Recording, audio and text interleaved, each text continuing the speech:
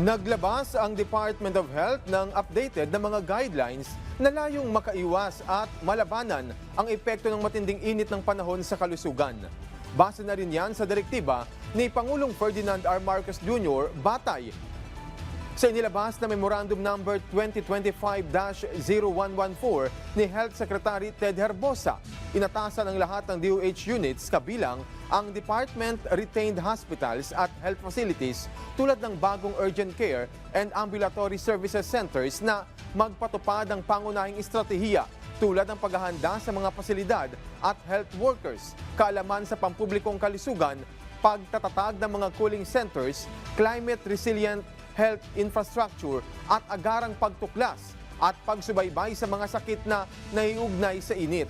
Pinayuhan din ng DOH ang publiko na palaging alamin ang heat index forecast ng Pag-asa sa kanilang mga lugar. Magsuot ng maluwag, puti o light-colored na damit.